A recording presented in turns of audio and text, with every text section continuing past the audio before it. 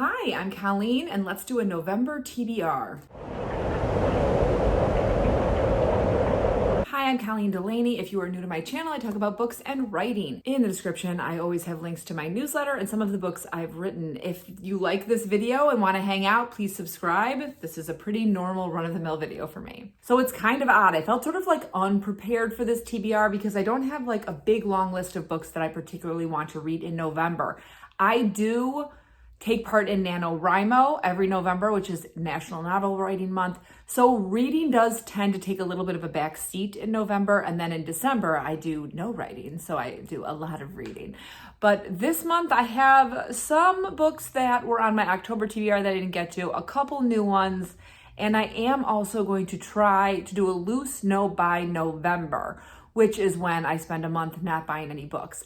I will probably order some books in November for myself and my family that will eventually find their way under the Christmas tree, but I am not going to buy any books in November that I'm going to plan to read in November, other than book of the month. And at the end of this video, I will hopefully, if the timing works out with the release of this and them releasing their picks, do a reaction video as to what the picks are and what I chose. We are going to start with the book of the month books I am planning to read this month, as if you know me, I always have a bit of a backlist going. The first is The Unmaking of June Farrow by Adrienne Young. I was like 100% certain I was going to read this in October, but then I ended up reading The Unfortunate Side Effects of Heartbreak and Magic first, and you'll get a review of that in my October wrap up. I felt like I wanted a break from that sort of magical realism type story, which this one was listed as straight fantasy, but I just wanted a little bit of like a witchy break. This is about a woman named June Farrow. Obviously, she lives in North Carolina, which I do like a North Carolina setting. She lives on a flower farm with her family, and there's a curse over her family, which has made her mother disappear. She starts to see and hear things that aren't there and thinks that she's hallucinating, but then it turns out that maybe like the door she's seen is a portal to another world. I think I'm really going to enjoy this because I did really like Spells for Forgetting, which Adrienne Young wrote. She also wrote Fable, which has a gorgeous cover, but I never read that. So I think I'll probably read this one towards the beginning of the month. The next book I have is a backlist title, and it's Ink Blood Sisters Scribe by Emma Torres. And I think November is the month for this one because I'm just going to read like a little part of the description for you. For generations, the Calote family has guarded a collection of ancient and rare books, books that let a person walk through walls or manipulate the elements, books of magic that half-sisters Joanna and Esther have been raised to revere and protect. All magic comes with a price, though, and for years the sisters have been separated. Esther has fled to a remote base in Antarctica to escape the fate that killed her mother, and Joanna's isolated herself in their family home in Vermont, devoting her life to the study of these cherished volumes. But after their father dies suddenly while reading a book Joanna has never seen before, the sisters must reunite to preserve their family legacy. In the process, they'll uncover a world of magic far bigger and more dangerous than they ever imagined, and all the secrets their parents kept hidden, secrets that span centuries, continents, and even other libraries. So this sounds like a fantasy that's going to have some dark academia vibes. I do really like reading some dark academia in November. I feel like after September, it's the best month for it. Also, like, this is just a weird fact about me. I find Antarctica to be like a terrifying setting, but I do think I'd like reading about it. And I find Vermont to be a very cozy setting. So I am looking forward to reading this one, and I have heard good things about it. So yeah, again, another one I think I'm definitely going to get done in November. Also, I do force myself to read all the book of the month books I buy in a year before the year is up, so then I can do a video in which I rank them at the beginning of January, unless I'm going to DNF them. There are 2 this year that I don't think I am going to finish. But so as those are 2 I am interested in and want to read, I'm going to try really hard to read them in November so that I can use December to read my other November picks and then my December picks, which they always give me a bonus. I've been a member long enough that you get a bonus book in December, so I'll get at least 2. Next, I'm going to read one of these 2 Alice Hoffman books. And the first is Skylight Confessions, which I did put on my October TBR and is very like star-crossed lovers, magical realism. And the other is The Red Garden, which until yesterday, I wasn't planning on putting it on this month's TBR. In September, I went to this huge used book sale and got myself several Alice Hoffman books, and these were 2 of them. But yesterday morning, I was watching a YouTube video, and now I'm like totally blanking on, it was like like a bookshelf tour video with Hillary Burton, and she has a married last name, Morgan. She's married to Jeffrey Dean Morgan. If you watched One Tree Hill, Hillary Burton was Peyton on One Tree Hill, and she is an author now, and she has a new book out called Grimoire Girl that one of my best friends told me that I should read because she thinks I'd love it, and I'm probably going to put it under the tree for myself come Christmas. And she was talking about Alice Hoffman, who she has somewhat of a friendship with, and said that this was her favorite one. So then I was like, well, maybe I should read this one. Here's the description on The Red Garden. In exquisite prose, Hoffman offers a transforming glimpse of small-town America, presenting us with some 300 years of passion, dark secrets, loyalty, and redemption, in a web of tales where characters' lives are intertwined by fate and their own actions. From the town's founder, a brave young woman from England who has no fear of blizzards or bears, to the young man who runs away to New York City with only his dog for company, the characters in The Red Garden are extraordinary and vivid.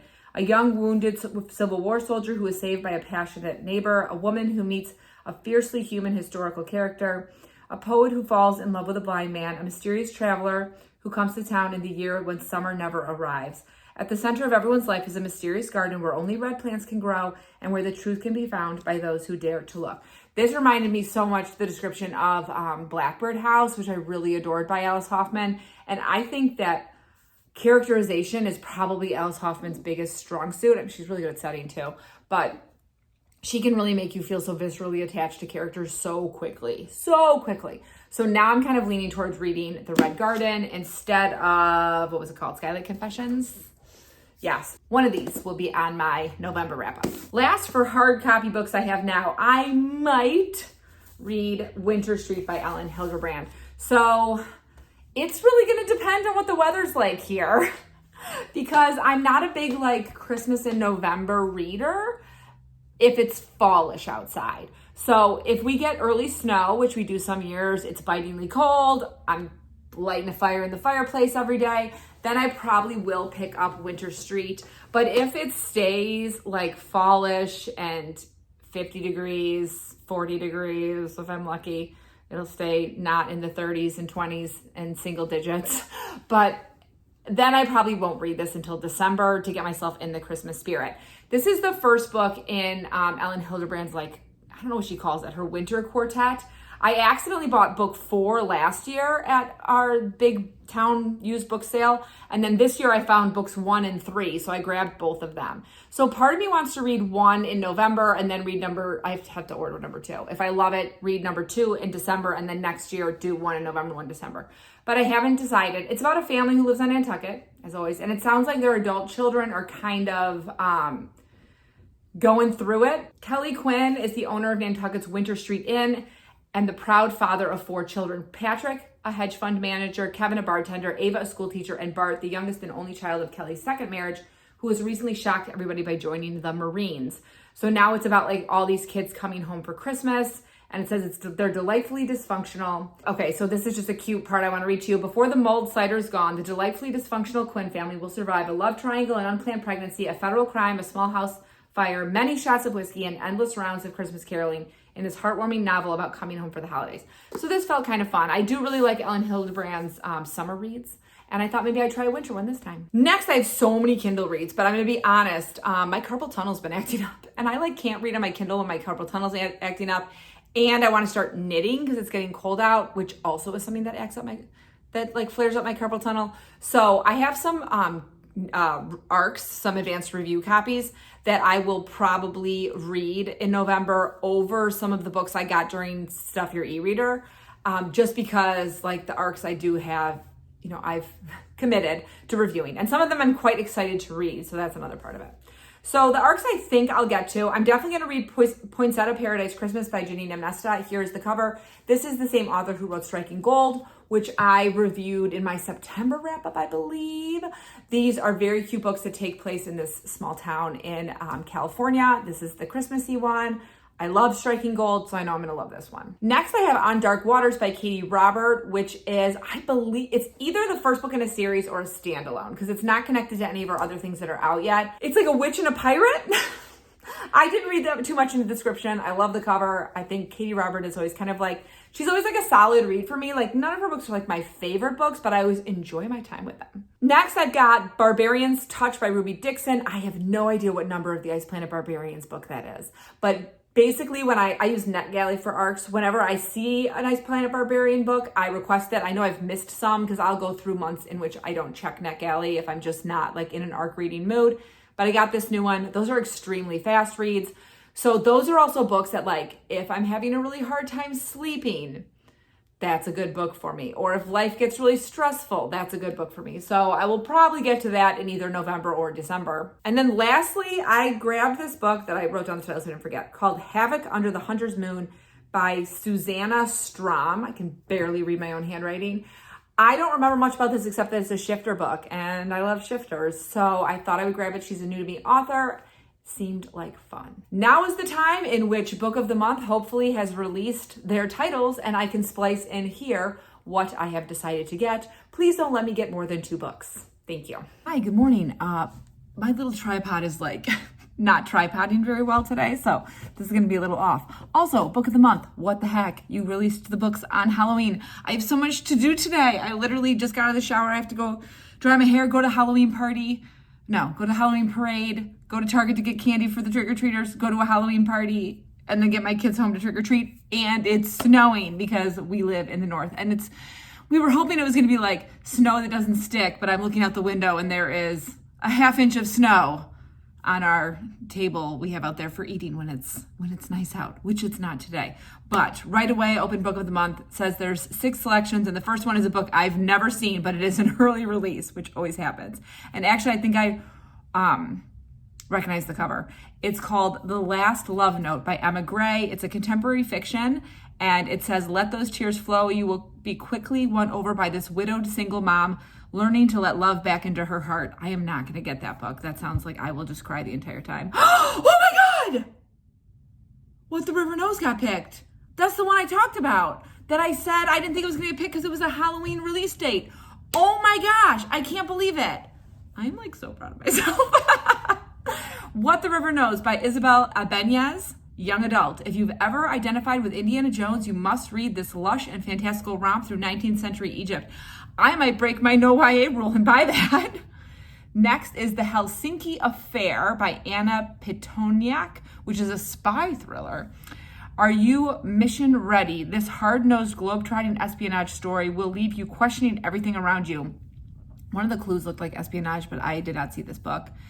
Next is contemporary fiction Again and Again by Jonathan Evison. In this moving, I don't know how to say this word, P-A-E-A-N, Payan? To storytelling, an old man regales his nursing assistant with tales that blur fact and fantasy. Next is This Spells Love. Did I talk about that one? By Kate Robb? I don't think so. I think I had that on my list and then decided not to put it because I had so many paranormal romances. So I didn't tell you guys about this, but I definitely, what's it called? Oh no, this is an early release. I think I might have had this down for December. Be careful what you wish for. An attempted memory wipe of a bad ex leaves a young woman a stranger to her best friend. And that's by Kate Robb. It's a romance. Let Us Descend by Jesmyn Ward. Why did I think that came out in October? Haunting and Haunted. This is the powerful story of an enslaved girl seeking redemption with the help of her ancestors. Well, I know what I'm picking. I'm definitely getting What the River Knows. I don't even have to read anything else. And because I told myself I wasn't going to buy too many books, I'm not even going to read the descriptions of the other ones. If they end up doing like really well, I will, what's it called? Buy them later.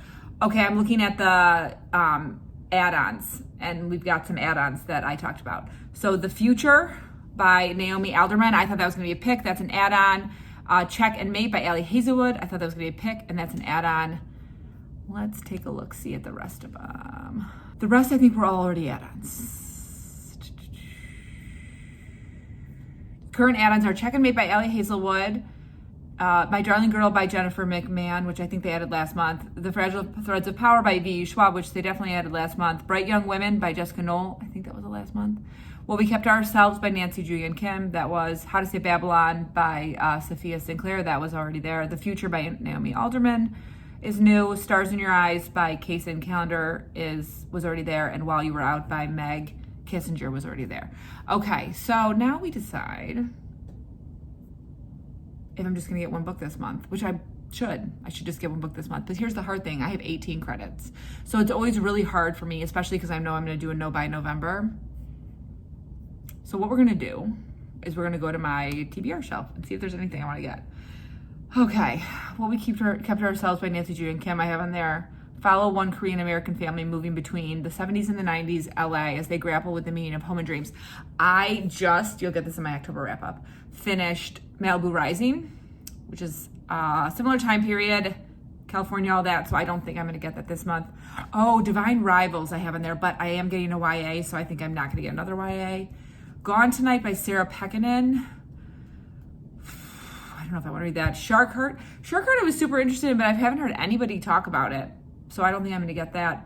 Just Another Missing Person is a maybe. The Spectacular by Fiona Davis I don't want to get. Last Virgin Doll I don't want to get. Take My Hand. I don't really feel like getting historical fiction. Last Thing You Told Me, no. Secret History.